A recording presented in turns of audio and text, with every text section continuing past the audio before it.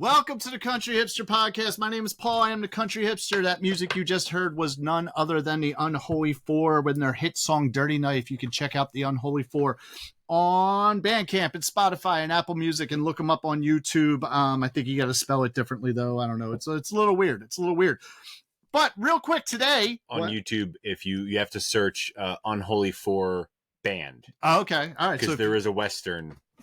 Oh, right. There's a Western movie called Unholy. Right. Unholy Okay. Four. So on YouTube, search Unholy Four Band, and you'll be able to find them. Or actually, if you go onto the Country Hipster playlist on our YouTube, we actually have it linked up there too, so you can check that out.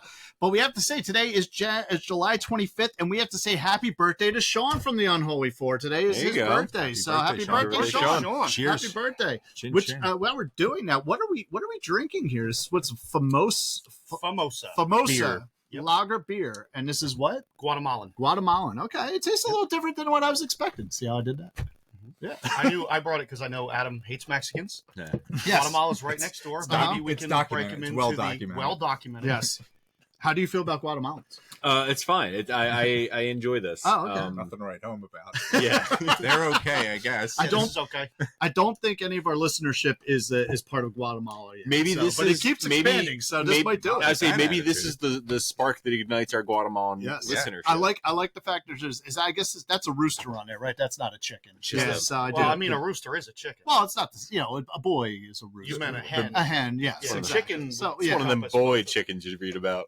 The best way I could describe this beer is if somebody handed you a cold one, you would never be a time where you'd be disappointed. Exactly. This is just a Yep, I beer. agree.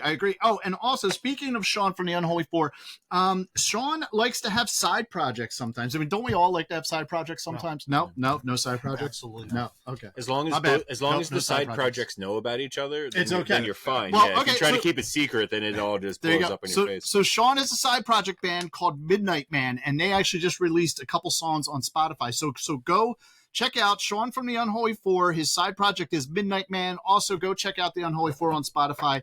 Some really good stuff there. Like the Midnight Man's very kind of like old school punk rock shit. It's really good. It's really solid, very well recorded. On one of the people he recorded from, if you go back into Philly and a little bit of famous rockers back in the day. Adam from the Delta 72 plays on bass and I believe some guitar on this as well. So there you go. So go check out Midnight Man and also go check out the Unholy Four. To my far left, all the way over there, and we have a full table here today, is my co-host and brother Adam. To my immediate left is our special guest. Welcome back, Nick. Special. It's been a little bit. Welcome Nick, back. welcome As always, happy to be here. back. Yes. And I'll say last time you were on was Hendrix. Yes. Yes. Axis. And to my right is the Country Heartthrob, the official bartender of the Country Hipster Podcast. Tom, let's give it up for Tom. Yeah. Welcome back. Which means that this is a booze and vinyl episode, but I have some Ootsville. I turned into Kristen Yeah. Ootsville. Now, I have some OttsvilleRecordGarage.com business to get to. Promo code, we are still in July. So promo code 2, TWO, for season 2. I almost put 3 up. Season 2 of the Country Hipster Podcast, but we got another reason why it's 2 for July that I didn't tell you guys. You guys all know. Yeah, we you all guys know. all know, but you guys don't know. We have a beautiful baby girl, 19-month-old Regina upstairs, and Regina is joining the Big Sister Club. So Katie and I are having another baby. So there you go. Thank you. Cheers. Thank you. That So- for sure. Absolutely. So go to OttsvilleRecordGarage.com, use promo code 2 TWO at checkout. You'll receive 15% off of your entire purchase. Please do this because I have no idea how I'm paying for college for 2 more kids. This is going to be my 5th kid, so I'm pretty excited about that. Fantastic, So man. Congratulations. Almost Thank catching you. up to Adam. That's I know, way right? too many. Adam's, Adam's Couple got more, like you'll be in 70. Adam's Yeah. neighborhood, yeah. Mm-hmm. I got a whole softball team. Yeah, Yeah. you do. I know. Yeah, we right? travel the country. We have a bus. It's great. That's awesome. Your ages range from now? As 28, 24, 22, 19 months, and then newborn. So, yeah, so Amazing. I took some time off in the middle there. You know what I Yeah. mean? So it's all good. It's all good. We're excited. We're very excited about that. So it'll be good. Did you say you had some business I have that you some had business. to talk So about? there was a grave injustice perpetrated against Adam at the end of last season. I don't know if it's an So I injustice. showed up bearing gifts. I have a special gift for Adam. Oh, What is? Oh, fancy. To I don't. honor It, the Beastie Boys. It's making. Oh, I don't Show up like in it. the fucking It back. made a noise. It made a noise. It's Stop being so unsettling. dramatic. So, in order to right this wrong, nuts! and then Beastie Boys style, Yes. There we go. It doesn't hang as nicely as that this around, one man. does. You got to We spin it got to around. flip it around, man. Oh, Otherwise, yeah. you're me. Yeah. I'm It's looking held down on- at it. Oh no, it's fucking covered in glitter. Wait. Oh yeah. And now so are you. It's like you went to the strip club. So Yeah, that is a Jesus. pretty big D there, that's dude. a- That's the I didn't have biggest anything thing. gold, so I had to use copper wire. You'll get over it. Oh, that's man, fine. that is great. That's amazing. That's pretty amazing. Wow. Okay. Well, see, I like him having this little one though. Okay. Well, this you is can. definitely- But I'm saying that's I think the this is Beastie Beastie Boys Boys is for a sure. gas. Yeah. Yeah, well, that's true, but this is more necessary. Adam style. Yeah, That's I just great. wanted to. I felt like it was on me to right the That's- fucking wrong that's that was pretty- perpetrated against you, Adam. That's pretty amazing. I thank you for that. Let's move this over here so Yeah, we can make sure we everybody get can see your big D. It's funny. That's absolutely ridiculous. What's funny is actually, your ex-wife called me and told me I had to like recount the big D because it doesn't apply to you. It doesn't. No, Okay, no, no. All right, cool. So as mentioned, we are here to talk about the Beastie Boys, Ill Communication. All right, I'm sorry. No, that's the other we're Beastie. not- We're that's here the to other talk- one. that one. Wait, fuck. Was that what? No, we're here to talk about We're not License here to to talk Ill. about License to Ill I'm by not the here to Beastie talk about Boys. Ill I know. So, Adam, give us the factoids there, buddy. Uh, Oh wait, fuck. Hold on, no factoids yet. I No, forgot. I'm sorry. I forgot. Nick, Sir? how have you been? Can I have a beer? I have a. Anything. I don't care. Garage I There's beer. no. Check that bag for him. A chilada in here? Yeah. How have you been? Wonderful. Give me the fucking chelada. Are you really gonna do Give me it? the chhelada. He's gonna shut me up. You gonna shut me up? I drank one earlier, so he's feeling like I. Chug it, buddy. Chug it. Do it. Oh God, he's gonna Oh, puke. boy. Oh, there it is. There it is. Pretend you saw He's Modest doing and it. hammer it. Yep. Oh. And it's going Oh, down. my. It's going down. He is gonna puke. It's gonna go all over the place. Wow. Oh, Wow. Can we stop at the chelada now? All right, we'll stop. Jesus. We're gonna Wow. stop at the chilada now. You showed it Oh, up. it's You fucking showed it- spicy, man. It's spicy. Anything spicy. is tastes put like down oregano. that. Well, you're Italian. You should like that. True. Fuck, it's disgusting, man. That's great. All right. Yeah, please. Give me something as watery as possible to wash that shit out of my mouth. So, Nick, you been all right? Yes. Cool, Yeah. cool. Everything's great. Are you still living off the podcast money? It's the residuals are nice, but it's still a grind. What with inflation and all. Yeah, I hear you. So, real quick, I know, Nick is a very avid vinyl collector. He brought me a nice stack of vinyl today, which I appreciate. What is anything cool you've picked up lately?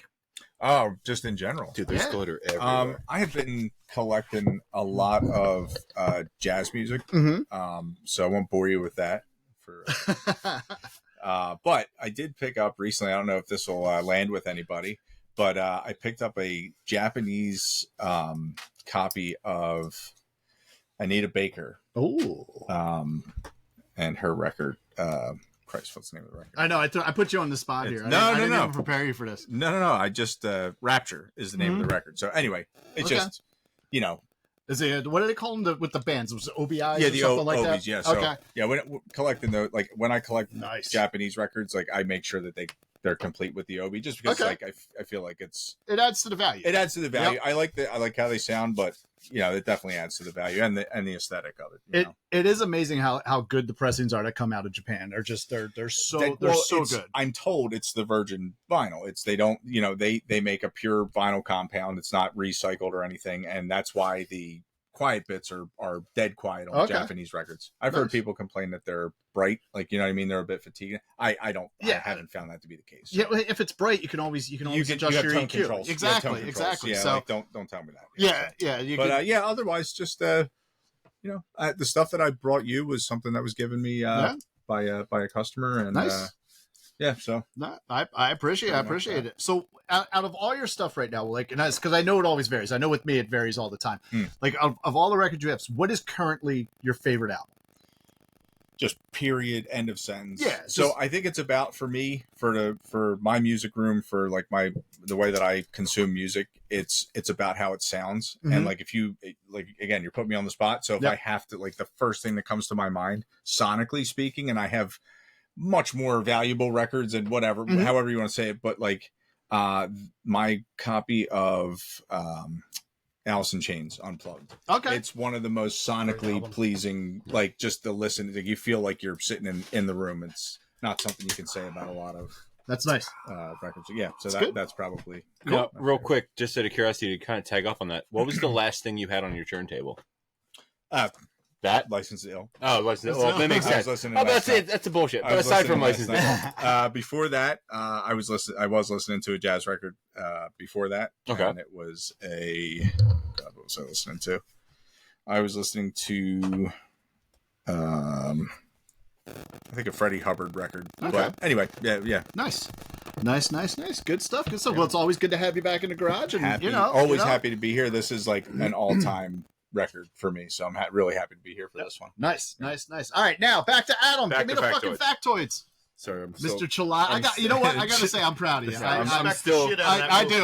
I'm still trying to get the taste of tomato out of It my would have mouth. been better if you grabbed my shirt and pulled me in and like chugged it Nixon down. on cold Nixon the style. way Yeah. it would have been But uncomfortable. that was still pretty good though. I'll stop putting the chiladas in there. Maintain Thank fucking you. eye And contact yeah. while you're chugging it. I will tell My you, word. I will even keep chilada out of the mystery beer. No, see, that's the thing. No. Because you told me they're not all Well, tomato I'll based. keep the tomato one out. I say you Okay, told me they're yeah. not all tomato based, and I'm kind They're of. not.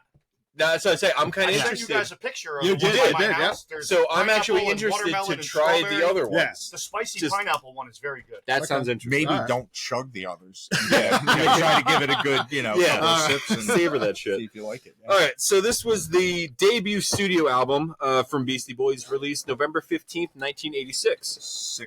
I was 6 months old to the day when this record came out. I'll say 4 more years, I was a day old. May, What So, was, May the what was that? 15th. What was that again? November 15th, 1986. So I was 10. I was 9. 6 months exactly.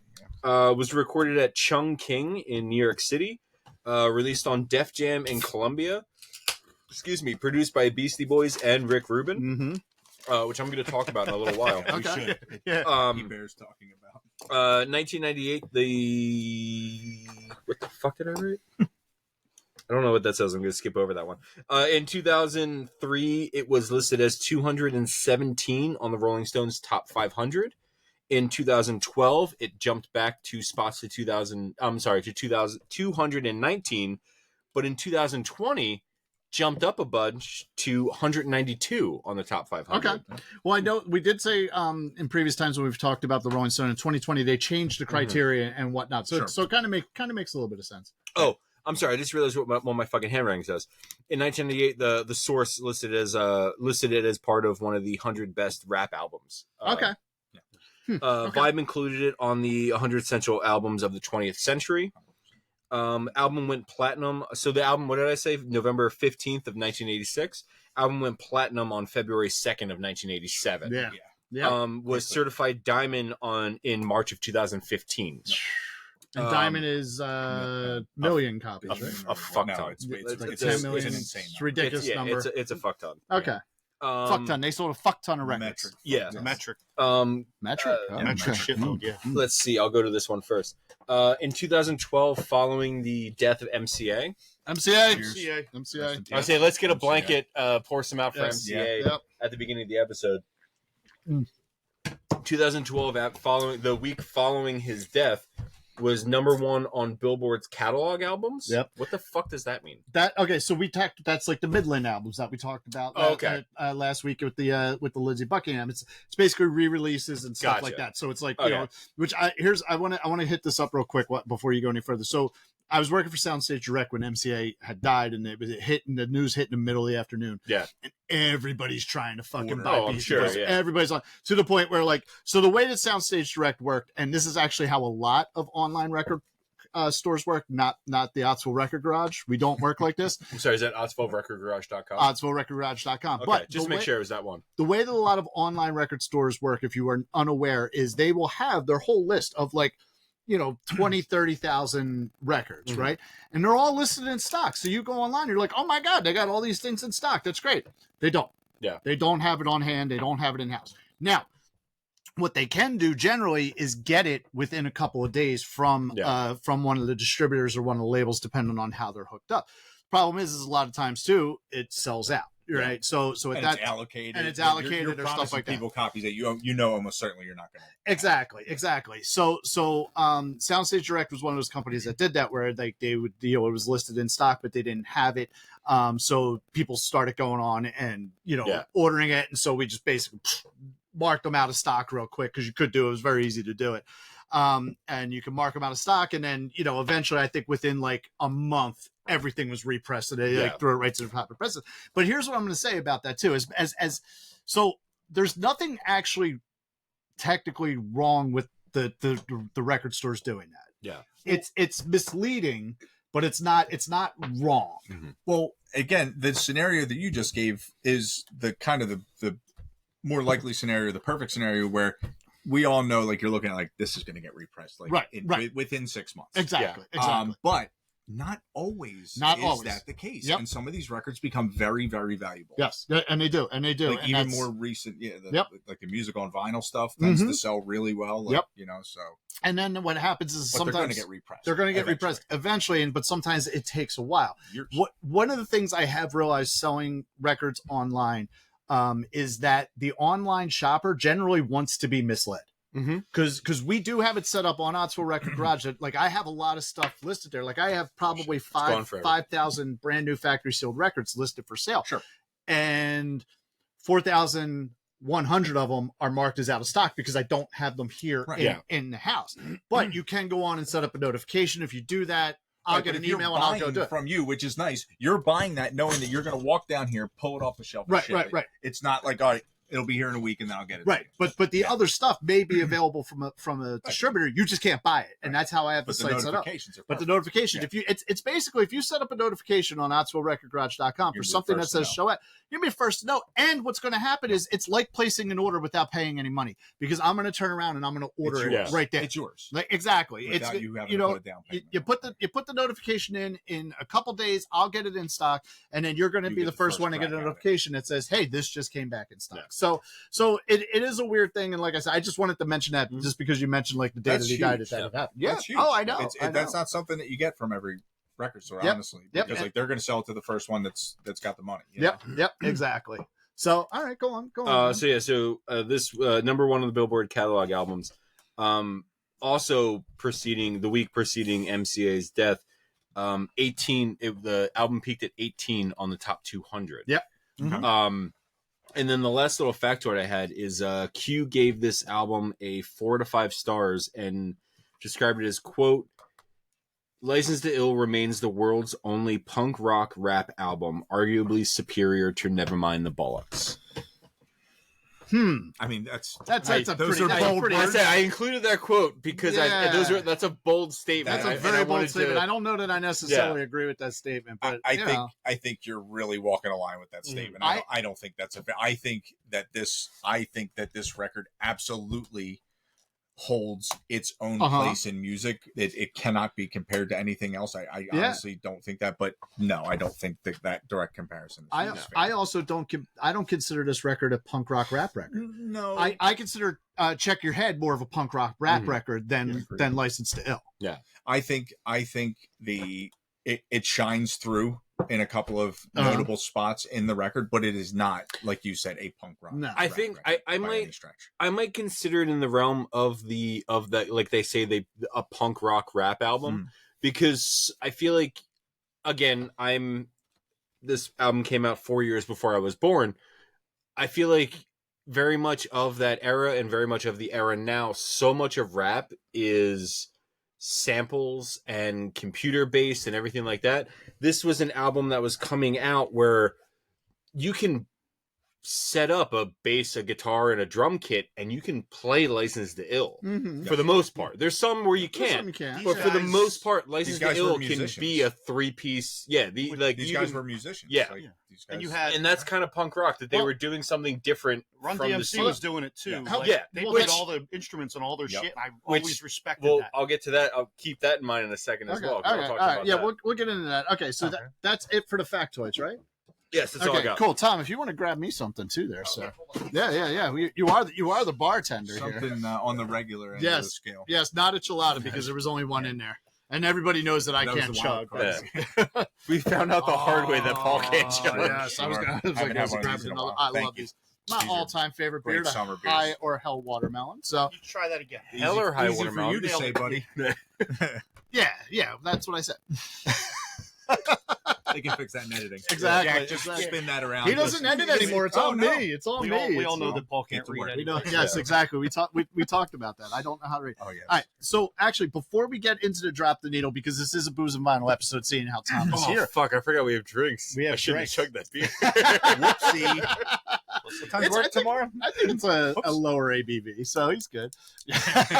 So, all right. So, Tom, now, as you guys know, Tom is very, very, very prevalent in season 1, and you're here in season 2. And one of the things we talked about when we were setting up season 2 is that we wanted you to pick specific booze and vinyl episodes. It's only 3.5. Fuck There you that. go. There you go. You're That's, good. that's water. There you go. Tastes So worse drink than another one. Fuck it, dude. Yeah, check another one. So Where'd it my question for you is, when you went through the book, you got excited about this. So why did you get so excited about this album in particular? I got excited when I saw License to Ill because this came out when I was a kid. Mhm. I was 9.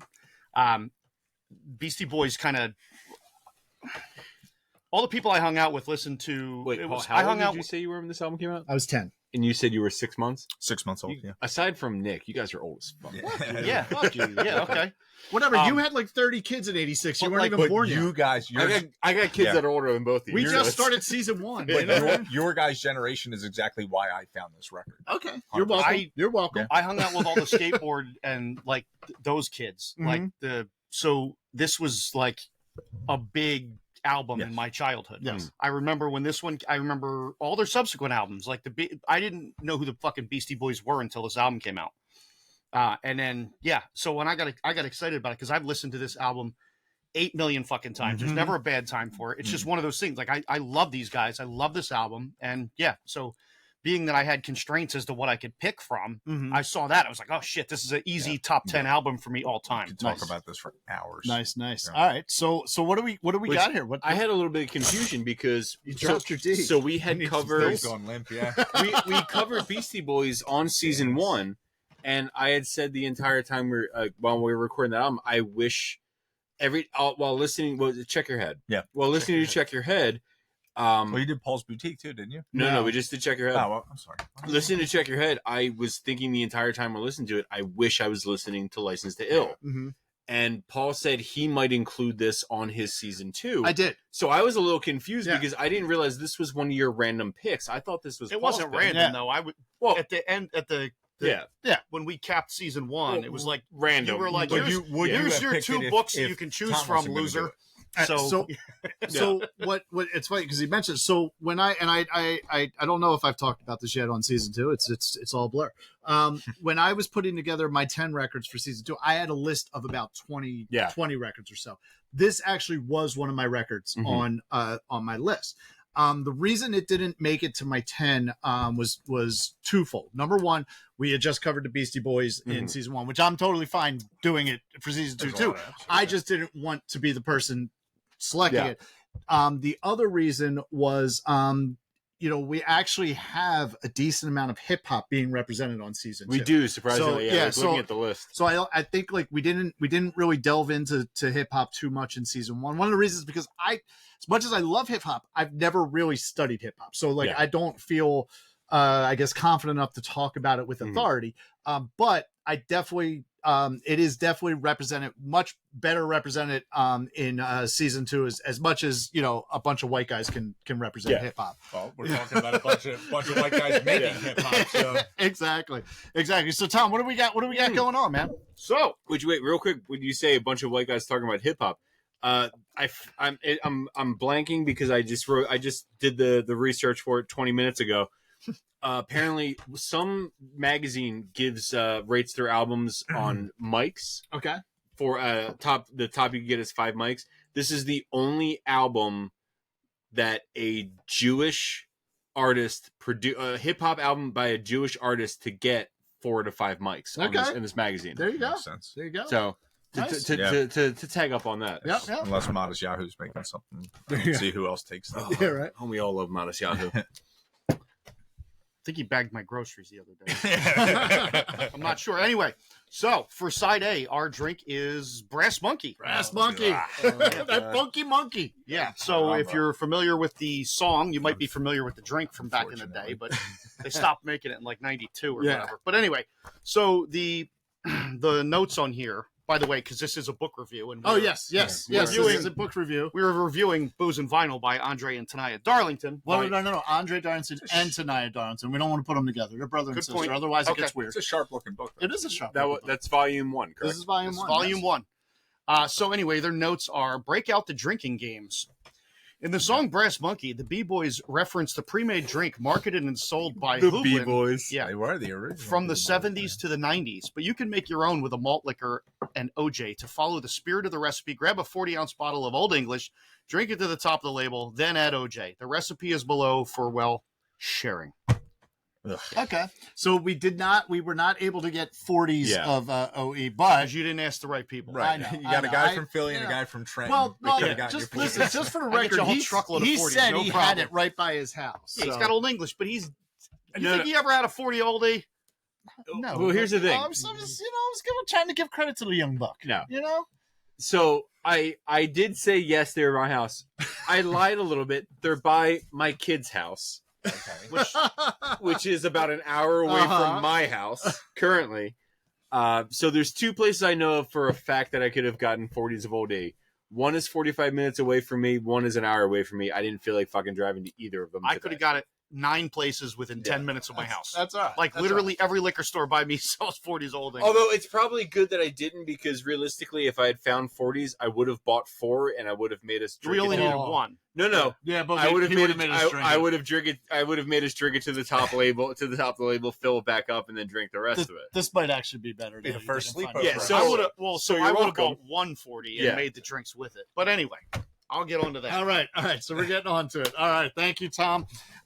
So Nick, I know you said this is like one of your all-time. Yeah. You were very excited to be on this episode. Yeah. So what is it? What is it about this album? So basically, obviously, I was 6 months old when it came out. So by the time I was hearing these songs, the ones that were on, so a lot of these songs were very much already in the zeitgeist when I was, when I became aware of them. So, Fight for Your Right and and No Sleep Till Brooklyn, all that, So stuff I was aware of, but what can I pause you real quick? I just saw Tom pull up the orange juice. Thank God we grabbed no pulp. I purposely grabbed no pulp.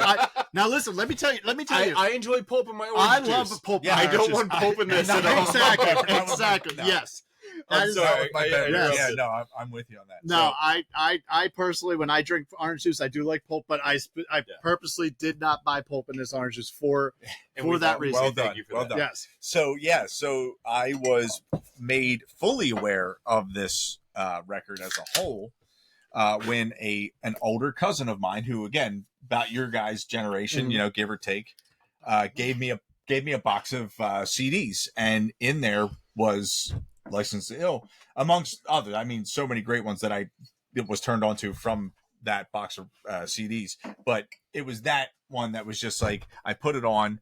And again, I put it on because I wanted to hear the ones that I knew, and then ended up listening to it all the way through. And to this day, I'm, to me, it's the perfect record. I mean, all the way through, there isn't a song to skip on this record. Tom said it already. There's never a bad time to listen to it.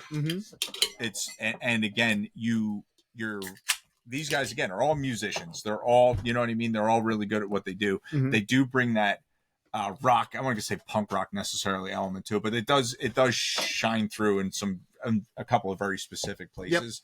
Yep. But then also you have Rick Rubin, who can enough be said, especially for a fucking about debut album. It's not like think about how many times commercial, Rubin, like big time though. Did you ever hear their stuff before they were They were like when they had John Barry and they had the chick from Luscious Jackson. Yeah, I know they were just straight. It was a straight punk band. Right. Yeah. Have you ever heard that stuff? Like this was such a left turn. Oh yeah, absolutely. But Rick Rubin.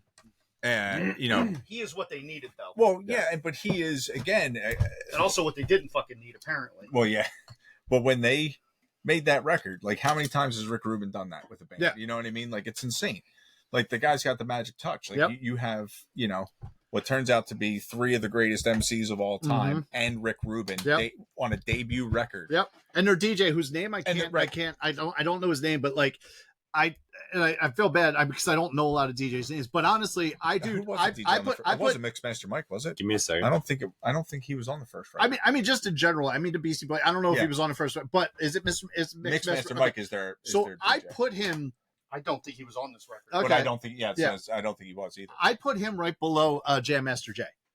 Honestly, like I think Jam Master Jay is the absolute greatest DJ. I would argue Jazzy Jeff would be. Jazzy Jeff's good. Okay, if you watch from Philly, well, I mean, maybe he gets a little bit of gravitas for that. But if you watch some of his stuff, like the stuff that he can do, like even more recently, like it's just bananas what he can do with a piece of vinyl. Yeah, no, he is good too. But like, just for me, it's Jam Master Jay. He's the king. He is the king of rock. There is nothing higher. Yeah.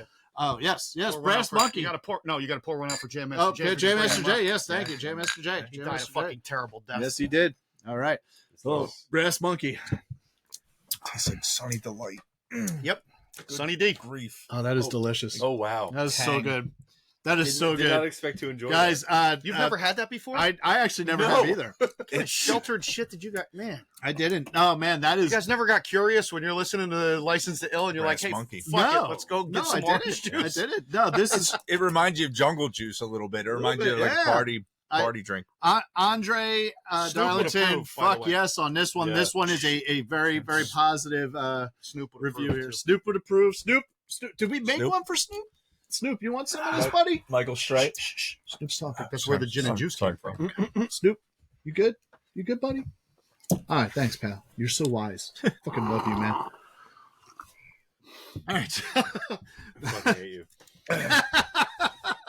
I'm trying to look up who, but there's so much nonsense that no, like for DJs go, I definitely put Jam Master Jay followed by Mixmaster Mike. Sure. I mean, but again, this is also I do have my scope of hip hop is very limited. I will admit per that. Wikipedia, Dr. Dre with an accent over the E.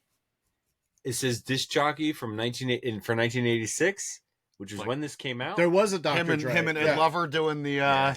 Do you remember them on MTV? Yeah, MTV Raps. That might have been him. Yeah, Dre. MTV Raps. MTV Raps. So who knows? But then also DJ Hurricane from 86 to 97. So they probably worked with several people. They probably had a bunch of people working on that record. Yeah.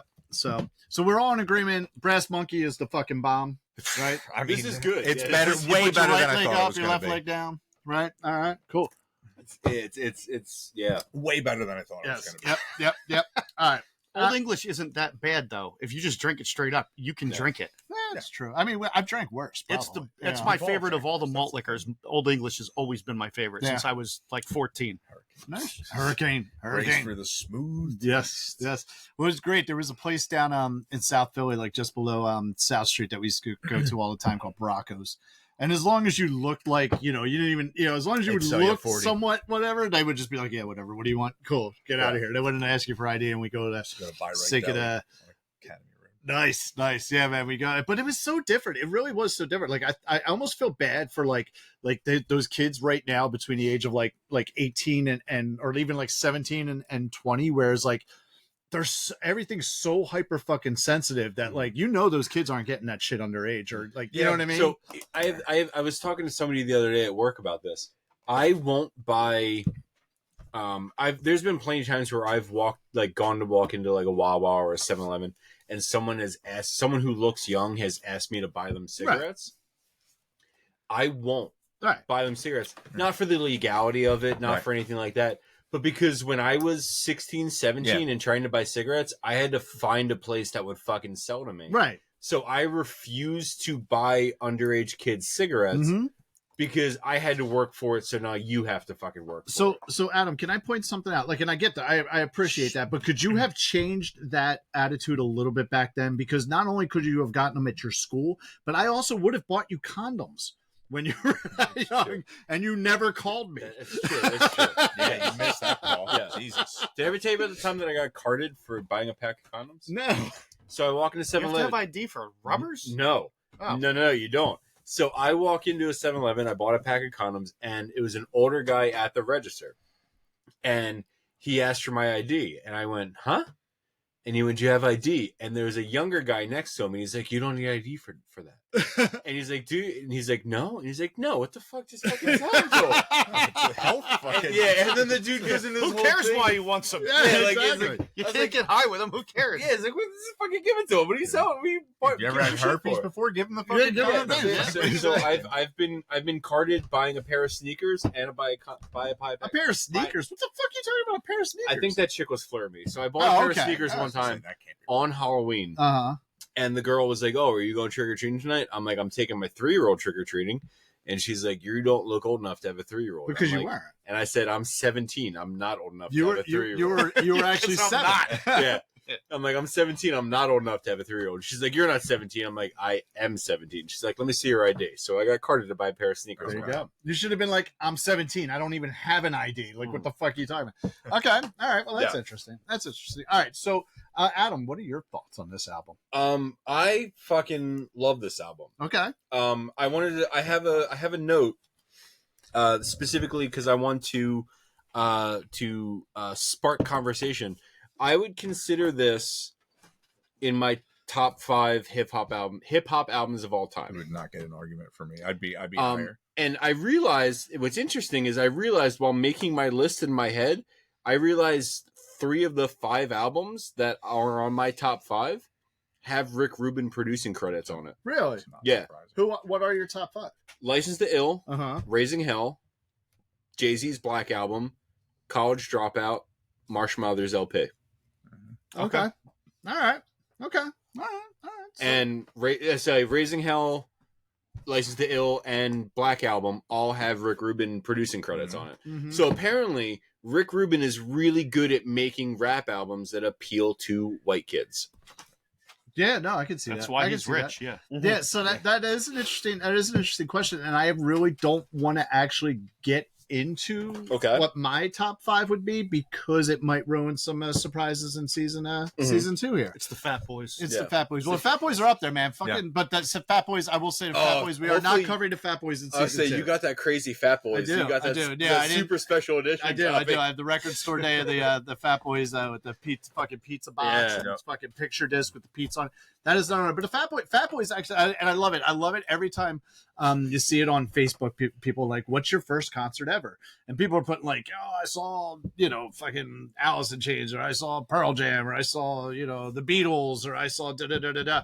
And I'm like, Fat Boys, Philadelphia Spectrum after the fucking 76ers game. And people were like, oh shit. And I was like, it really was. It was amazing. It was amazing. It was like, and I love the fucking Fat Boys, but I did not put the Fat Boys on my season 2 list because there's definitely the one album that I did list is my all-time favorite album. The other album I have, because they're mine, I'm doing a little bit of spoilers there. The other album I have on there is it's probably up there, but I have sentimental reasons behind that as well. But like I didn't put the Fat Boys on it, but I do fucking love the Fat Boys, man. Thank you for bringing it up, man. I really do. I miss that because I fell out of rap. I fell out of hip hop like right around this time. Okay. Believe it or not, this is actually when I actually fell out of it. So me and my brothers, Brian's, give it up for Brian. All right.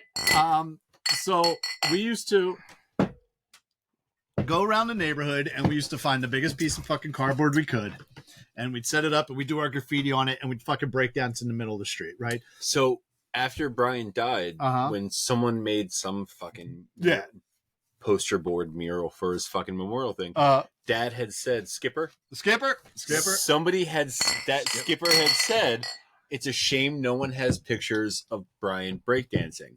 And I'm like, say what the fuck you just said again? Because what year did he die?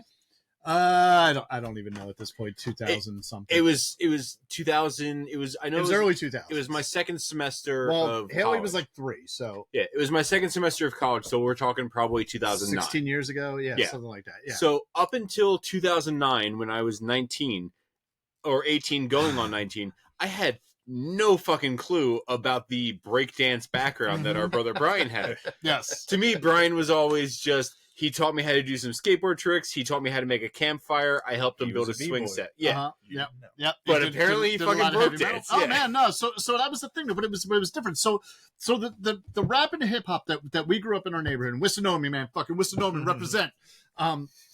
Nobody knows what the fuck Wissanomi is. They're like, you mean the playground? Like, no, not the playground. We're from the streets. But So we used to go around, we'd find the cardboard, we'd do the graffiti, and we break dance in the middle of the street. But so what we were listening to was the Run DMC, Grandmaster Flash and the Furious 4. Furious 5. Furious 5, thank you. There was only 4 back then. There were only 4. Yeah, There was only 4. There was only 4. Yes, I didn't wear glasses then, so I only saw 4. Beach Street was a huge fucking deal, man. I remember, so I didn't get to go. My mom wouldn't let me go. She let Brian go to the Devon Theater on Frankfurt Avenue. Devon Theater? Anybody ever go to the Devon Theater? Nope. Okay. It's fucking horrible. It was like the $2 movie theater. Like you could go in like 1994 and they were still showing Jaws. Weird. It was ridiculous. Sticky and weird. Yeah, exactly. But they were showing Beach Street, and I remember him coming home from seeing Beach Street and be like, people started breakdancing in the middle of the fucking the theater. I'm like, oh my god, that's so good, that's so great. Did you do windmills? He's like, I did some windmills. I'm like, oh, that's awesome. But you know what I mean. But like that was the thing. Like, so it was much more old school. Sugar Hill Gang, shit like that. There was the whole Roxanne Shanti stuff. That was like the Roxanne, and she's a slut, but she's not. And like, I'm like 7 years old. I'm like, what's Digital the slut? Underground. And It was all that shit, just super fucking old school rap. So, and then by the time this album came out, I will say I fucking loved this album, and I loved it then, especially as a 10-year-old, because it was almost like that whole South Park mentality, like, oh my god, these guys are talking about girls, you know what I mean? That sort of thing. There's a rebellious aspect to it. Exactly. But by that point, I was also starting to get into your guys' favorite band, U2, and I was starting to go a little bit more towards the alternative route. I have a Bono tattoo. Yes, I know. Too. On my heart. It's on my butthole. I'll show you guys later. But no, look real close. So that's the way I went. So and like the Fat Boys and all that kind of stuff. That's the sort of stuff that we got into.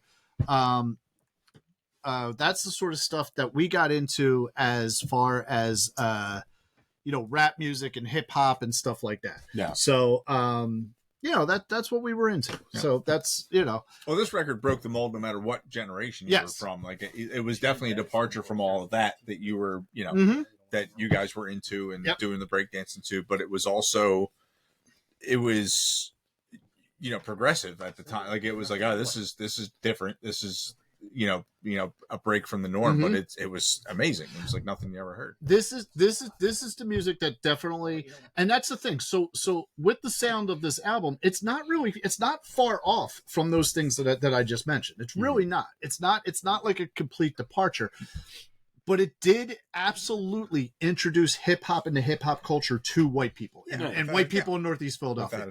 And that's not, like, I'm not trying to knock it for that. It's not a bad thing. It's there are a lot of white people in Northeast Philly. What's that? I said there are a lot of white people. There are a lot of white people, and it made in a way it made hip hop safe for white people. Yeah, you know what I mean. Especially in the what do they call it? The lily white Northeast. But at the same time, it was respected by the black hip hop community. It was. And that is actually the thing that I find the most remarkable thing about this album is that the New York rap scene, the New York black community in the rap scene did embrace this album. Mm-hmm. Do you know what I mean? They it wasn't like, oh, what are these guys doing? Like, I don't think they ever embraced Vanilla Ice. Do you know what I mean? Yeah. But they did embrace this album because none of us did. Because the Beasties with their sound and where they came from that area. They came from that sound and that experience. So they and that was the other thing too. They rapped about their experience. Mm-hmm. They didn't try to fake it. They weren't trying to be something that they weren't. Yeah. On this album altogether, they did not do that. And I think that is one of the things that helps this album with I guess the whole historic fact of hip hop. I think it helps that foundation because of that, because they stayed true to rap. And that is ultimately, in my experience, that is what rap is staying true to your roots and that experience. I will say though, which also kind of lends to, it's kind of punk rock. It is kind of punk rock, but rap is also kind of punk rock. It is. Rap is also kind of punk rock. But I will say this is that, I'll say that as much as I love this album, I don't think this is the Beastie's best album. What, And I think I don't. I lean a little bit more towards Ill Communication. I would say Paul's Boutique. Paul's Boutique is pretty fucking amazing. Your name's in the title. You can definitely argue a lot of their. I will say after this album, even though Rick Rubin was on this, they got a lot more creative. I think they got more musical and they got more creative as they released. I did read that there was some sort of dispute with Rick Rubin where after this album they switched record labels. They might have. I don't even know. I'm not sure. I don't know who this was released on or anything. It was released on Def Jam and Capitol. If you fucking listened when I fucking talked about the factoids, I was probably trying to do other stuff. You know what I mean? I got to produce this thing, direct it, fucking make sure he's making the drinks right. Jesus Christ! Yeah, they went to Capitol. Oversee the bartender. Do I got to do everything here? No, they got into a beef with Rick Rubin and went to Capitol Records. Yeah, they went to Capitol. Yeah. I think Paul's Boutique was a better record. Okay. This one was just but it was like groundbreaking at the time. It was. And this was also, as we've said on this, or as you guys have said on the show a million times, this was my introduction to this band. Yes. So this is why I lean toward this album, because this was my first experience with them. And like I said, obviously we're going to get to it, but like you'd be hard pressed to say anything bad about this record, in my opinion. Like it's just like if you listen to this all the way through, it's just like it just works. The entire thing is incredible. I will say this though too, and this is why I think the other albums are better. Now I'll say two things about the Beastie Boys, about this album and then about the Beastie Boys in general, is that this album is every bit of 1986, and the Beastie Boys are every bit of the 1990s. I don't think, and I don't mean it in a bad way, I don't think that the Beastie Boys, like, I wouldn't say they play well today, you know, and I wouldn't say they play poorly today, but when I think of the Beastie Boys, I think of the 1990s. I don't even think of the 80s. I think of the 1990s with the Beastie Boys. And I think they are the 90s. I think they are kind of like that, kind of like, not poster child, but they are definitely, you know, because you have grunge, which is probably more of a 90s thing. But I think when I think of the Beastie Boys, I think of the 90s. I don't think of beyond the 90s. My first exposure to the Beastie Boys was the Intergalactic music video on the box. 1998. Okay, right. I remember the Fight for Your Right to Party video on MTV. Yeah. Like it was a big deal. Oh, yeah. Funny thing you mentioned about Fight for Your Right to Party. So our brother Michael, named for the box of Michael there, was in He was this. named after the box of Mike? He was. The box one started before him. Exactly. And he's like 70 years old. So Good point. no, so our brother Mike was in the late 80s, was in actually probably like 87ish, was in a thrash metal cover band called Thunder's Wrath. Sounds awful. Okay. It was pretty good, but they only did covers, so they didn't write songs. Metallica, fucking whatever, just Anthrax, all that shit. Then right? You only had a couple choices, but they did some weird stuff. So they did a cover of Louie Louie. Why not? Okay. And they also did a cover of Fight for Your Right to Party. Louie, but like, how did they do it? Like they did it pretty much like Louie Louie, like Toots and the Maytals did it, or like, oh wow, okay. Just with like a little like distortion on there.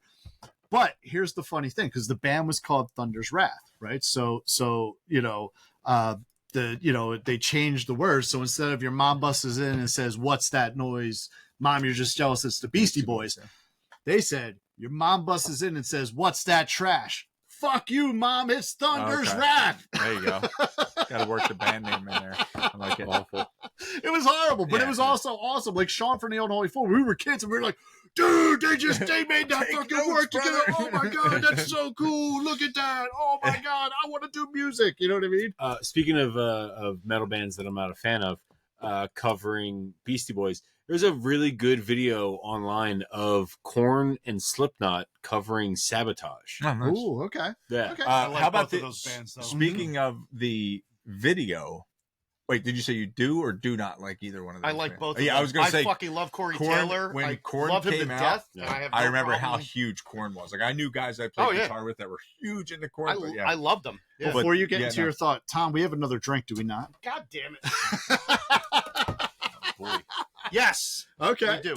Wait, before you go into that, I feel bad because the coolers are over by you. He's about to make another drink. Do you really need a beer? Yeah. Okay. All right. Well, I mean, he is. Fuck you. Fuck you, Mom. Yeah. What are you, a sponsor? Jesus Christ. Oh god! See, that was on you. No, see, this is what happens when you drink too many beers. Katai's going to be pissed because your D's going down. D down. I might have some pills I can lend. That's right. So what do we got? What do we got for the second drink? Side B is called Brooklyn. Oh, once again, this is a book review of Booze and Vinyl by Andre Darlington and Tanaya Darlington. Which Thank so you very far much. this episode, the book review is going well. It is. It's going great. It's great. I think aside from Tom, because I think you're the only one who hasn't finished your oldie and orange. You are going to change your fucking mind when we get to the second. Just go ahead. So far, there's only been one drink that I. When I look at this liked. recipe, I'm going to be surprised if I really enjoy it. Okay. Okay. Oh boy. So, anyway, side B is called Brooklyn. It says no sleep till Brooklyn. Kicks off side. not as well known as its neighboring borough's signature. And I would like to point out that they fucking spelled borough wrong. They spelled it like a hole in the ground. I even know that. Yeah, I'm reviewing their book. There you go. I'm going to point out this spelling mistake. Listen, Not you as guys well made known- a Paul mistake. Really? Come on. Andre, Tanaya, let's... As its neighboring borough's signature libation, the Manhattan, this cocktail is a forgotten classic in its own right. It's been a bit hard for the drink to come into full revival since the original recipe calls for Amer Picon, which is a shit that they don't make anymore. Yeah. A French orange liqueur that is no longer readily available in the United States. But by substituting an Amaro like Tironi Amer and adding a few dashes of orange bitters, you can approximate the flavor. So they had to go off the script. So wait, did I hear you properly? This it's a variation of a Manhattan. No, I just heard. no, Manhattan. they were just saying the neighboring hole in the ground has a drink named after it called the Manhattan. This is not as popular. What is a Manhattan? The Manhattan is... It's a whiskey drink. Yeah, it's not very good. It's not I'm okay very with good. Manhattan. It's Manhattan. A Manhattan is it's. It's I usually think the original recipe is equal parts of whatever whiskey you're using or bourbon, Vermouth. and then sweet vermouth, Yeah, not yeah, dry. Sweet vermouth. So it's the two of them, and then usually you'll see a brandied cherry, you'll see a couple drops of bitters and whatever, shake with ice. And you can either get it like in like a martini glass with like, you know, not on the rocks, but Yeah, you see or them- you get it in a You cocktail don't glass on the necessarily rocks. see them. You don't necessarily. Well, no, you don't usually see them. Well, you'll see with the big cocktail ice Right. cubes now, Mhm. but you'll see them generally in like You'll a see 'em. rocks glass. Oh, You yeah. won't, It won't be like you won't see it in like necessarily a martini glass So or what a am I coupe or thinking? something Am like I that. thinking of an old fashioned then? An old fashioned would be the model same fruit, sort of yeah. glass Okay. generally. All right, so let's get to it, sir. I'm on it. All right. So you were saying. Yeah. So, Courtney yes. Corey Taylor. Well, yeah, we were talking about corn. Yeah, we almost got derailed there. Korn is one of those bands I don't hate. I just never really listened Well, to. we were talking about the music video for Yes. Fight for Your Right. Uh-huh. I had to bring up the music video that they did for I believe it was the last record that right before MCA died was the Hot Sauce Committee. Mhm. And they did that song where they kind of did like in the video, they did a callback to the Fight for Your Right video. It was Okay. like Elijah Wood. It was Elijah Wood, Seth Rogen, and it was really good. Somebody else, but also I don't like. I can't speak for the. I have listened to that record. I can't speak for the whole record. It's like musically, I love that song. Though. Yeah. and paired with the video, it's pretty cool. Yeah. Okay. Yeah. Nice. If I remember correctly, Booger was in that video. Yes, there a lot of people are in that video. Okay. I actually, you know, I'll tell you what. I wouldn't be, you know, at a time I probably thought Booger was in the Beastie Boys. Just from the way he looked, you know what I mean? Booger from Revenge of the Nerds. Yes. Also was on Moonlighting. So I don't know if you guys knew that. He was on No, Moonlighting. I did not know Yeah. So now this is definitely an album that you know, like I said, like I remember when the album came out. I remember being in St. Bart's in grade school. So I was 10. So Right. I was like in 6th grade or so, and it was just like.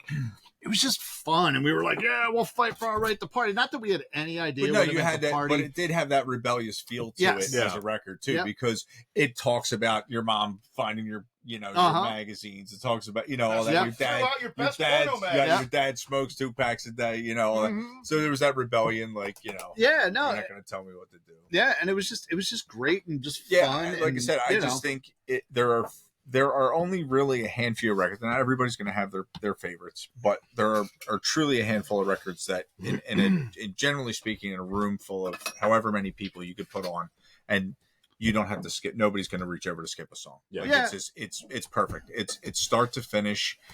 it flow the way that it flows, the way that you listen to it, even if it's on vinyl and you're flipping it, like the start with No Sleep Till Brooklyn. I just think it's perfect. Which is funny because that's actually so the way I listened to it first was on a dub tape. Someone taped it for me and gave it to me. So I actually for years thought No Sleep Till Brooklyn was the first song on the album. Yeah. You know what I mean? That's where I would generally start it at, just not even realizing like, dub, shit, it was because it was dub, because that was the thing. We didn't, one guy got the tape, and then so whoever had the double tape player would turn around and like make copies for everybody and like pass them out to our friends. So it was cool. But this is one of those things where like it came out of time where like I started getting away from rap, and then like I almost felt like that the Beastie Boys were a one-hit wonder. And they kind of disappeared, which is why in like the early 90s when they came to Trocadero, I didn't go to the show, and I guess they were touring for Check Your Head. And I didn't get to go to the show, and I really wasn't that worried about it because I'm like, man, like at that point in 92, now I do, especially the small fucking oh my god, that was fast. So you hear it a lot though. So thank you, sir. Thank you. But you gotta make another two. Don't drink it yet. Wait, I was smelling. Interesting fact for me, I've been all over the city. I never got a chance to see a show at the Truck. So many good shows. So many good shows at the Truck. So many good shows at the Truck. Yeah, that's a shame. I feel for you. I honestly feel for you. Yeah, I've never got a chance to get to the Trocadero. Not that one. That's right. Get that one. Yes, Trocadero. Tom Truck. Hold on, bitches. I'm in the middle of something. He's doing important shit. Have you been to Johnny Brenda's? My favorite venue in the city. So, in my opinion, Johnny Brenda's in Fishtown is a mini truck. Okay. I can appreciate that. And like at Johnny Brenda's, if you're not on the railing upstairs, you're not watching the show. So like you literally have the floor space and then the front row of the railing, because that's there's like how many does Johnny Brenda's hold, would you say, upstairs and down? It's very total, few maybe 150, it's 200. Crazy maybe, small. And I've seen some really intimate shows there. Yeah. And like all time for me, all time shows. Yep. From Johnny Brenda's. I've seen a couple shows at Johnny Brenda's, and I remember the first time I went to Johnny Brenda's was actually see Tim Barry. That would be a good fucking show. Yeah, it was amazing. It was I talked about it on the third bonus episode. I said the next time Tim Barry comes to Philly, let me know and we're gonna go. Yep. So I saw Tim Barry, and I was up in the balcony. I'd never been there. Honestly, I went into the balcony because it was easier to get beers in the balcony. But unlike the balcony at the Truck, the balcony at Johnny Brenda's is better to see a show than you're the floor. You're right on top. I will. Thank you, sir. I will say that. But no, if you like Johnny Brenda's, that is, and I remember turning to the people I was with and seeing, Tim Barry, and like being up in the balcony and being like almost like right there with them. And just being like, man, this reminds me of the fucking truck, like a baby version of the Truck. The Truck, yeah. There you go. And I've been in the middle of the floor at Johnny Brenda's. It's just as good if you got it. The whole place, like there's not a bad place. It's incredible. Amazing sound for such a small venue. So if you're ever in Philly and you get to see a band, my biggest regret is I haven't gotten a chance to see the tickets have been impossible, but to see the War on Drugs play there. Oh yeah, that's amazing. Like their home court. Like that's where they came up. Yeah, it is. Teeth, so So what do we have here? This is Brooklyn. Yeah, Brooklyn. Fucker, I told you that when I read has anybody ever been to Brooklyn besides myself? Yes, many driven times. through it. I've never been a million times. Brooklyn's fun. They have a nice graveyard. Man, tons of hipsters and lots of lots of cupcake shops. Yeah. Oh no, I don't like this. Yeah. There's so much dry vermouth in it. That is between the dry vermouth doing its bitter thing on you, and then the Amaro's bitter too. I'm on board. To me, it tastes like a stronger. It tastes like a stronger old fashioned. I am so glad that we didn't have the bitters for this. I'm telling you, it was not going to help. Yeah, it wasn't going to help. No. Yeah. Did you substitute anything or no? Okay. No. Substitute the brand of Amaro that we used because I've bought because of this show. I have like 3 different types of Amaro at home. So I brought the one that we've been using the most often. The one that it calls for, No like, offense to the bartender. yeah, I didn't even look for it, but when I did look it up online, is apparently hard. What is the actual type of Amaro we're supposed to use? The one that they call for in here is Torani, so Torani, Which is a brand name. and the second word is Amer, Amer. Amer. But apparently that is a little bit more difficult to find. I've never seen it. Yeah, I looked at a bottle of it online. I've never seen the bottle, and I shop liquor stores. I'm always like hunting for shit. But I did look up that you could use, just regular Amaro for the substitute. I think we haven't overall been a fan of Amaro, like on the podcast. No, the Darlingtons are huge fans of it. They are. That and gin. I was going to ask. It hit me on the way up here because I was listening to the record again on my way up. I don't want to step on your toes if you were going to ask this, but I was going to say what everybody's favorite sample is from the record. Like anything stand out to you? Because I know I definitely have one. So what is it? What is it? I have mine, but I would give away one of my top three. So one of my absolute favorites. Was it going to give away your top three? If it's going to give away your top three, I'd say wait. Okay. Well, make a note to circle back in case if I don't mention the sample thing. Top sample. Yeah. Because I want to mention it. I don't know if it may end up in there. Yeah. That's the only thing. The fluid list. There's so much gold here. You just entered a gray area. You didn't quite jump segments, but you almost did. You almost did, but you did. You checked. I appreciate it. I fucking appreciate it. The pilot. I think I followed protocol there. You can say you checked yourself. You redirect yourself. Thank you. That was Ice Cube, though. That was good. Yeah. So Tom, you told us why you chose this album. How do you feel about this album? Love this album. Always have. My friends, I still, like, when I put this record on, I close my eyes and I think of me and my asshole friends when we were in high school. Definitely. Smacking each other and just being idiots at my buddy Jay's house, who's going to get married next month. Oh, Jay, congratulations. Jay. All right, Jay. And I'll be the best man at the wedding. So tremendous. I'm going to write a good toast. Nice. I'm going to mention the podcast. I am absolutely throw a podcast in. Obviously. I'm going to torch him. Throw it out to a record garage. I'm going to torch him, and I'm going to get drunk and hit on his wife. And that's the whole deal. If your friends weren't assholes in high school, you didn't do it right. Exactly. Yeah. Oh, my friends were the biggest assholes. My friends are assholes now. I love you guys. So I honestly, I think about me. I listen to this record, I think about me and my asshole friends slapping each other and causing trouble and running from the cops and breaking, like, just being idiots. This was like the soundtrack for a lot of the dumb shit that we did that I think back on as a child. Mm-hmm. Tom, I think we need to move your stack over here. It's not being properly represented on the video there, man. But I didn't drink all that. I know, but still, were part of the beverage. You drank a quarter of those oldies. I also need another beer. You got it. Give me an oldie. Just give me a straight oldie. I don't think there's any left. There's a 4-pack. Oh God. Thank you. He just went right to my favorite. So do you mind if I mention the cover? Do it. So, let's talk about it. So iconic, obviously. Yeah. Imagine if they didn't get talked out of changing the name. I'm wearing the shirt. What was the original name? It was the original name of the album before Rick Rubin was like, "Hey, that's not going to work. Don't do that." It was called "Don't Be an F Word." Oh. Yeah. Yep. Okay. That's what they wanted to name it. And Rick Rubin was like, "Hey, let's not do that. Okay. Let's say it's the same word from fucking that Shane McGowan would use." Pause. Was it "Don't be an F word" or "Don't be a fucker"? No.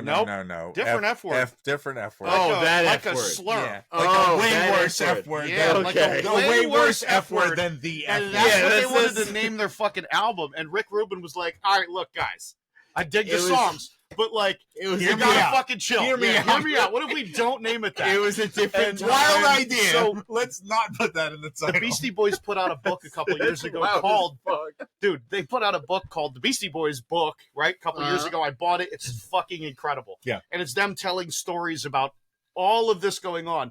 And they all made sure to point out, like, boy, are we glad that he fucking talked us into changing the name of this record. But it was a different time, though. I'll say that. It was a different time where that word was more accepted for whatever reason. Yeah, not that it should be. There wasn't a day that went by that we didn't call each other, and there was no context. Yeah. There was absolutely no context. That word hadn't been, officially taken care of yet. Yeah. So I remember holding this CD cover up in the mirror to read the reversed "Eat Me." on the bold fucking statement. Your debut album is Don't Be That. Yeah, well, you know. But yeah, this I'm gonna try and this then one more time. even the gatefold, like the three of them on the gatefold. And then the I think the getting inner better sleeve as was like the- them at the as World's the Fair ice in front of the globe, like just Okay. iconic Yeah. album art. Nice. It's half the reason you buy the record, in Yeah. my Yep. opinion. To Yep. sit there and go through Well, the this liner this notes is from my understanding. I don't know if it was this album, maybe it was another, but did Glenn Friedman take the pictures of this album? You can find out. Let's find out. Let's find out. I think that's mine on top. All right. Doesn't matter. Let's see. Hold on, I don't wanna Wait, miss are they it. two different versions? Oh, of the that's same? actually so Paul's Mine's a remastered. We'll get into This is that. an Just OG. It's the original. that. It's on the. You can the say inner OG. sleeve. I knew what that meant. that. It's interesting to Yeah, on see the back of the that, it should have it. the crispness between the pictures. Cover art is World Biomes or whatever that. I don't know how to say So it. no. No, it wasn't Glenn. So I think Glenn Friedman did did License to Ill. Okay. Not License to Ill. No communication. Ill Communication Yeah. or Check Like Your the- Head. I think he did the photographs on this. I love his fucking photography. Mm-hmm. Ton of good stuff with like Fugazi and Bad Brains and all those. Sure. But I know he did the Beastie Boys. He did some hip hop stuff too. Actually, when I was in and it was cool. The last time I was in Seattle, we went to fuck. I'm gonna mess this up. You do it. Went to the Pop Culture Museum, which is a cool place to go. If you ever go to Seattle and you check out the Space Needle in this Space Needle in the whole area, there's a bunch of different museums, and one of the coolest ones is the corner on the sleeve. I know, right? Is the Pop Culture Museum. And last time we were there, they had a whole like display of hip hop in pictures. And they had everything from like fucking, back in the day, Kool Moe Dee and fucking the really old shit up to, like he had like some great pictures of Biggie and then like, Sean, Puffy Combs and so on and so forth. Noted hip hop hotspot. Yes. Seattle. There you go. But the pictures were amazing. Speaking of which, okay, so I got to go back. I have to circle back. What's up, Ryan? How you doing? Good. Ryan has joined us. So welcome, Ryan, to the podcast. Ryan, this is your second appearance on the podcast. Yes. Mm-hmm. So I have to circle back to the announcement I made at the beginning of the episode of me and Regina, or not me and Regina. Yeah, definitely. Me and my wife Kate, not that one. Yeah, not that one. Regina joining the Big Sis Club. So I suggested a name to Katie, and she immediately shot it down. And I think I need you guys to back me up here and find out how much I should push it.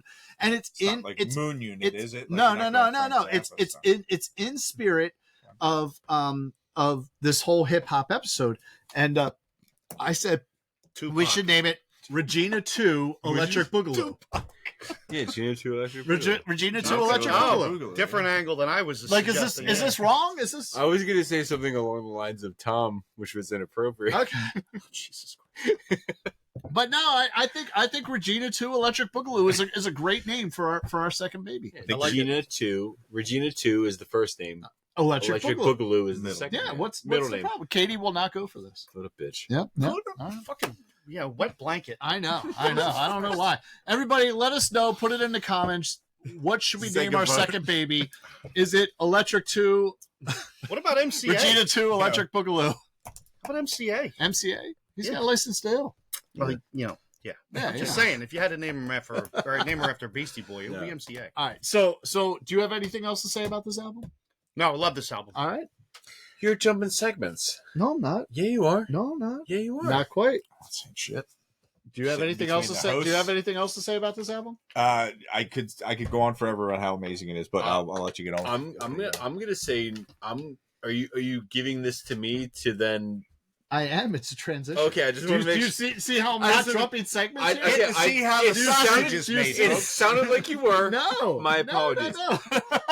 I don't have It's anything. my fucking podcast. I know what I'm doing here. I don't have anything else to say, Paul, but does that sweet baby angel upstairs have something to say about it?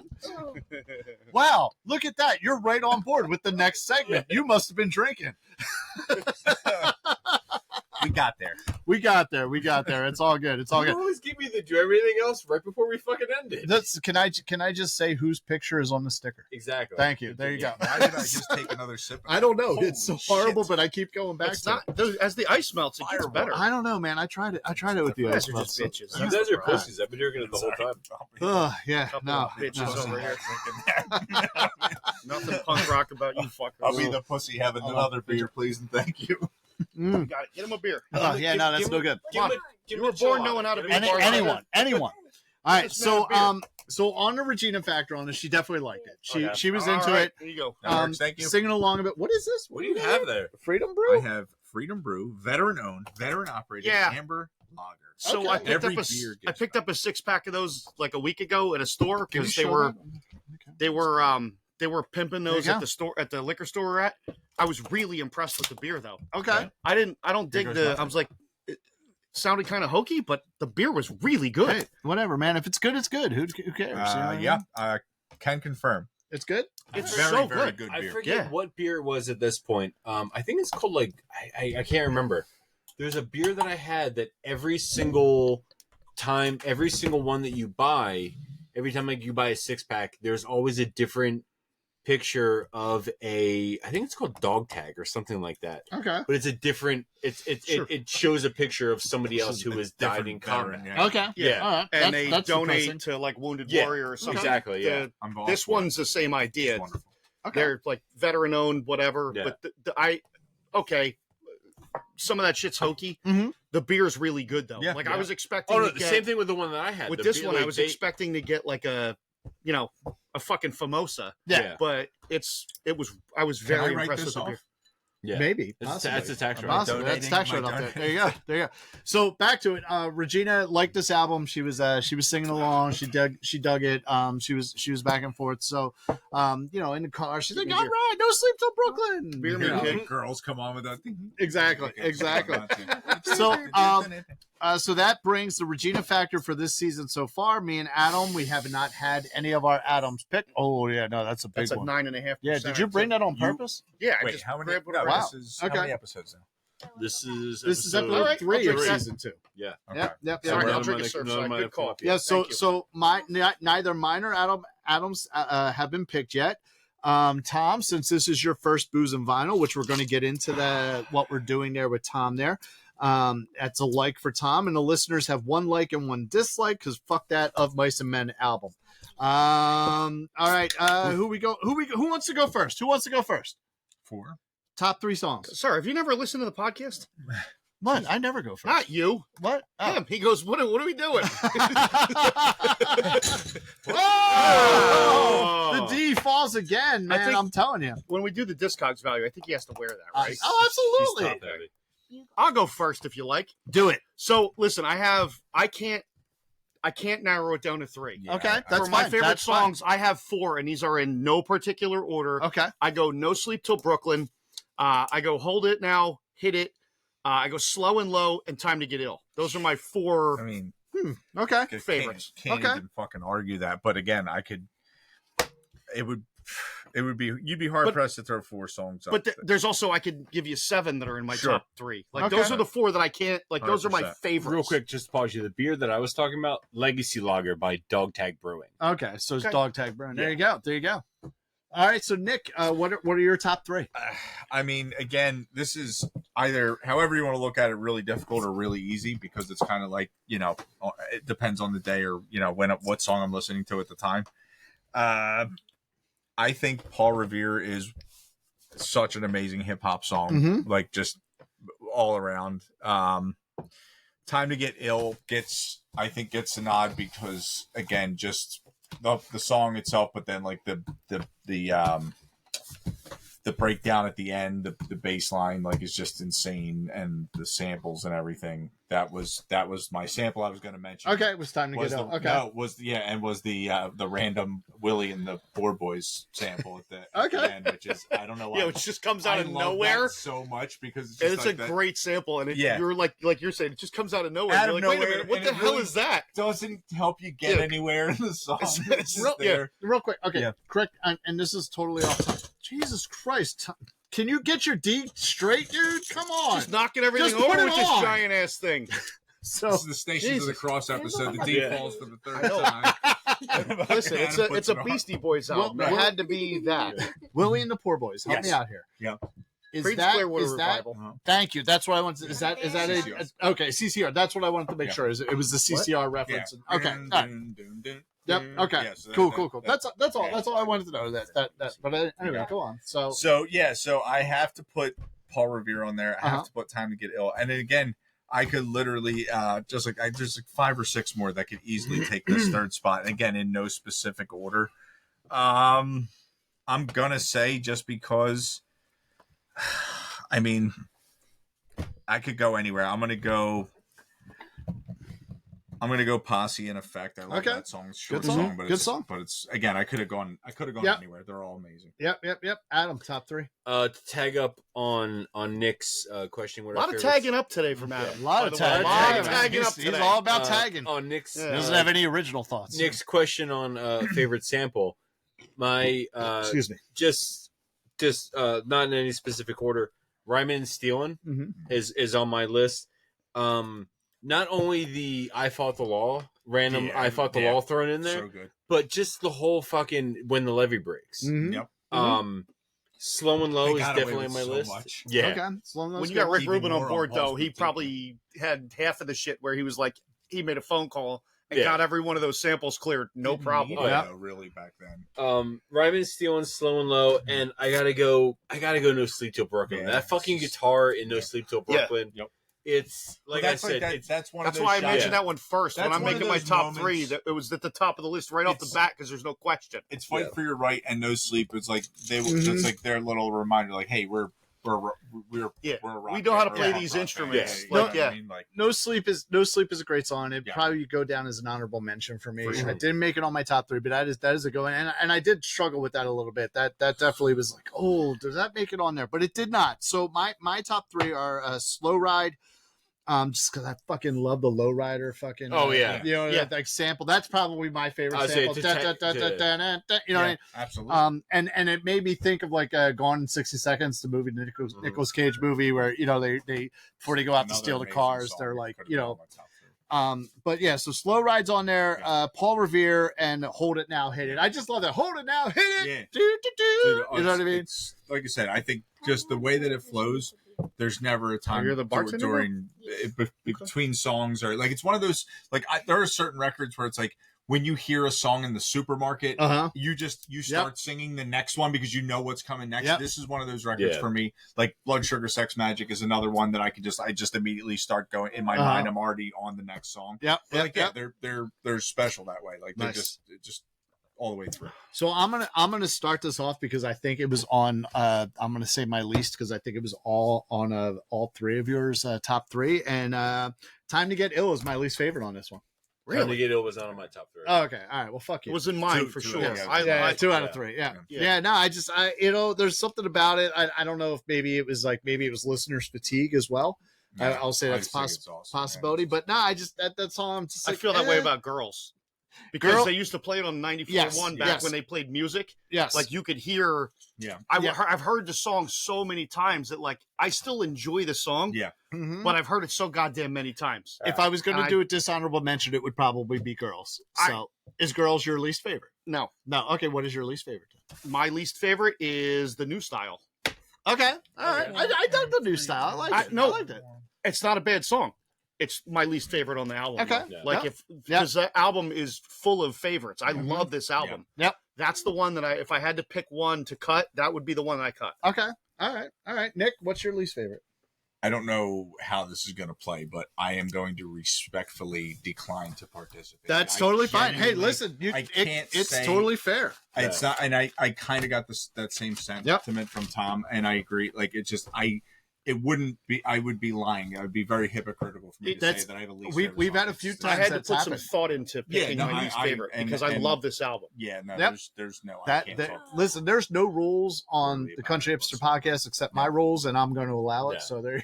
I can't say anything. When we get to my listener pick, it's going to be the same thing. Yeah. I'm going to have a real hard time picking a least favorite because I fucking love that album, top to bottom. Nice. Okay, what the fuck is this? Why is my thing playing? Anyway, Adam, what is your So it might be a little controversial. It might be greeted with some harsh words, depending on the day. Girls and Brass Monkey. Oh, the party songs on the. All right, so Brass Monkey. Those are the two that I heard on. Let me explain. Okay, those are the two that you used to hear on the radio all the damn time. So let me explain. This album is it's a very good. It's such a good hip hop album. And I feel like Girls and Brass Monkey are thrown in there just because they're gimmicky. Like exactly. But they're gimmicky. They're thrown in there just because they're like they're trying to they're trying to make the album accepted in the culture. And they're trying to be like, yeah, we're not. Like, I feel like these albums are on that album or the songs are on the album because the Beastie Boys don't give a fuck what you think. I will. We're gonna put these songs out because we like it. No, I think sure. there's that, and I will give you that for Girls. Girls is catchy. Yeah, I will not give you that with Brass Monkey.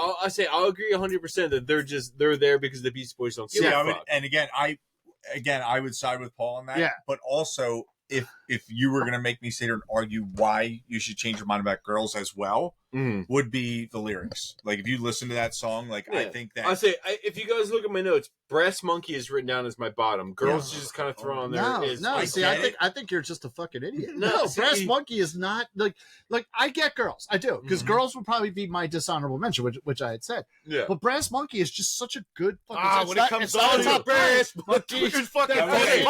I fucking love Brass Monkey, but I played ice hockey in high school. That was on the mixtape. I feel hell yeah! You want to get the adrenaline up? Brass Monkey comes on this album. Welcome to the Jungle, because they're almost put on there as Nick said, as a gimmicky kind of thing. It's not. I see what you're saying about the type of song that is. Yeah, you made me pick out of them, but it's not. It's not. It's not gimmicky. I think it's in the if you look at Girls and Brass Monkey. I agree though with you about Girls. Yeah, no, I'm on board with you with Girls. I'm not. Brass Monkey, I don't buy it. The way I've always looked at it is, if you look at Girls and Brass Monkey, they're almost kind of joke songs on this album. No, they're not. I don't think Brass Monkey's a joke song at all. But like they. Yeah, but here's the thing. It's just different from everything. Paul Revere is more of a joke song to me than. But I find that to be Brass Monkey. But I find Paul Revere to be happy I sparked conversation. Exactly. But it's a good song. It's a good song. I love this. Rhyming on it, the verses on it are so good. But to me, that's more of a hokey song than Brass Monkey is. And I love Paul Revere, and I fucking agree. I agree with you. Paul Revere is a very that is what you're describing. That is Paul Revere, and Paul Revere is a fucking great song. Brass Monkey, what the fuck is wrong with you guys? I mean, I need a new co-host. What the hell, Jesus Christ? What about? Listen, I said my last appearance. Here we go. I'm going to make an argument for Girls. I think you have to consider. When you're listening to Girls, to me anyway, what makes me enjoy Girls is like, yes, it is definitely a gimmicky song. However, it's like the barbershop quartet, boom, boom, boom, boom, boom, boom. I love that. I think that makes it such a fun song. And again, I'm not saying I don't dislike the song. I get where you're coming from, though. No, I get that, but no, Girls but Brass Monkey is just it's. If you had made the argument of Girls and Paul Revere, I actually would not be fighting, even though Paul Revere is one of my top. Yeah. I would not be fighting on this. But Brass Monkey is just such a different animal. It's a brass fucking monkey, dude. It's a brass monkey. To me, Paul Revere. But it was a drink though, the whole that's the thing. Right. Like anybody who knew what that was. Yes. But I think it's these children. Is it these children don't know what Brass Monkey was. They were thinking like a literal fucking Brass Monkey. They were not alive when this album came out. Yeah. So what you're saying? There was a drink called Brass Monkey, man. Doesn't count. No. But you guys were babies. Now I'm strictly just interested in history. history. Stop this thing. So Brass Monkey was the drink. It was a drink. Was the song? Yes. Okay. Yeah, that was a drink before the song. See, yeah. When I looked at Booze and Vinyl written by Andre and Tania Darlington, I just assumed that they were naming the song naming the drink after that song, but the song was named after the drink. The song was named after the drink, and it's all about like what the drink makes you do. He also explained that and dropped the needle. If you were listening, what the hell? Instead of dicking around with your phone, Jesus fucking Christ, this fucking guy. I'm a jerk. I need a new co-host. No, but Hey, last season, I was back and forth between who I'm voting off the island. Yeah. he's off. I've been on your side for the months theme now. so far in The last season episode, two I is said off. when we capped season 1, I was like, "Yo, I'm on your side, Paul." The theme for season 2 so far is mailing it in. That's what it seems like. Mailing it in. Mailing it in. Hey, we had a good run that first Season 1, we are Those first 100 reinventing what a season first should 100 be. episodes were Season 2, real nice. mailing it in. Country hipster, we're mailing it. Country hipster. That's the next T-shirt. That's it. Mailing it in. Mailing it in. All right, season 3, we're going to jump the shark. Yeah. So it's Nice. all good. I right, feel so- like we're jumping the shark. Mid season 2, we're jumping the We are. shark. We are. But Yeah. let's get into this. So Season 3, we introduced Cousin Oliver. yes. So no, that's He's my got another that's my baby. fifth kid. Or he could name, what if the new baby's name is Cousin Oliver. 6? Like when the and fucking Al's gone, and Al's gone, and now it's Yeah. and now it's an Asian guy behind the deli counter. yeah, the new baby's name is 6. Oh god. And then just like when Married with Children jumped the shark. Yeah. Right. Perfect. Perfect. All right. So so one We of the call things foreshadowing yes, children. yes. Yeah. One of the things we talked about on last week's episode, and Adam brought it up, rightfully so, is that Tom should have a fair share at the Big D, the one that he created, not. I this- got my own. I don't need Yeah, that. well, I mean that's debatable. Okay. I talked to your ex-wife, just saying. Okay. But Talk to your ex-wife. yeah, well, I did talk to her She didn't bring it for up. something that hasn't come up yet because it's She next can't week's stop episode. calling me. Anyway, All right, so Adam rightfully brought up that Tom should have a shot at the Big D, and so we were figuring out ways to do that. And I think in last week's episode we actually gave him credit for Weezer Blue, from season 1, which Yeah. would be $80. But we took that away from you, Tom. You lost your $80. I didn't pick that anyway. Also, I know. fuck Weezer. Oh yeah, I know. So Right. so we put I season don't want 1. that Blue $80. album. That's good. Well, that's what he was getting Blue the album. $80 for. I So don't we want put that $80. we put that Fuck in the Weezer. past, and then we realized when I looked at everything that there are. There you go. There I are don't know if there's any more. If there's of them any in more there. left, can I have one of them? there are 10 and not to do a spoiler, but there are 10 different Booze and Vinyl episodes on season 2. So there are going to be certain episodes because it's like my pick or Adam's pick Yeah. or a listener's pick that are also Booze and Vinyl episodes. So in a way, Tom is going to be Sorry, double man, dipping. Make it a garage.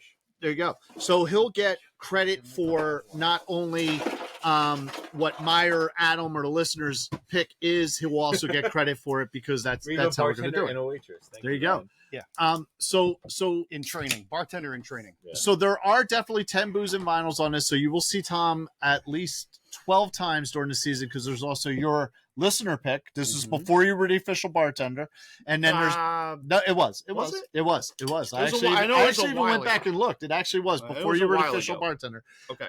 So you're getting credit for it, and as well as the Christmas episode. So we will see Tom another 11 times on season 1. But in this case, we are giving him a shot at the Big D because he does have 10 Booze and Vinyls. So what we are doing with Tom's is because we don't know if it's necessarily in his collection or not. Fucking love this. So we're treating it the same as the listeners' picks. So the listeners' picks, what we are doing is we're taking as many pressings as we can from different years. We're getting their values, and then we're going to give them an average, and that's going to be what the value is that you're going to get for the record, right? So you don't have this record in your collection, so that's how we're doing. So I did 5 different pressings of this album. Now, here's what I'm going to say. So it is as low as $25.97, which would be $26. Which is still a lot for a That is vinyl Not today. record. But I'm saying for a vinyl record Yep. that was pressed this many fucking Yeah. times. But I'm sorry, Like, there's a lot of copies. that's that are actually out I'm sorry, there. that is not the It lowest. wasn't pressed that many times, really. But I just meant there was a lot of copies sold. There I are, don't yeah. necessarily Yeah. mean like each yeah, time. Yeah. But there's so many fucking copies out there. Mhm. So actually, it's the 2016 pressing that's $25.34, still $26, but that is the lowest value. Now, if you have a 1986 pressing, Oh, the original of this pressing? original pressing of this record, and it's a Yeah. very good plus. Is that what you It's have? right there. Yeah. That's and it's a VG very Buy good plus so much condition. fucking malt liquor with this if It's you VG sold it. plus VG plus all day. One Not hundred near mint. $178.79. So you That also beats out So you fucking Steel Train. Your copy is an original pressing. I saw the Def Jam label. You have a that's an OG Carlton pressing that's from '86. That's awesome. I made it my mission to get one, to get my hands on it. Like, do you mind me asking? Hope you like it. I say, just out of curiosity, what did you pay for it? If I bought it on Discogs, I'll be able to tell you. Okay, all right. Well, hope you like getting stabbed in the parking lot. so just to give you guys an idea, Adam, I gotta borrow your knife. I went with the 2016, in the parking lot. 1986, 2020, and 1988, and a 2005 pressing, which actually is my copy is a 2020 pressing or 2019, something like that. I don't know. No, I'm sorry. My copy is a 2016 pressing because it was the first one I did. So I have a 2016.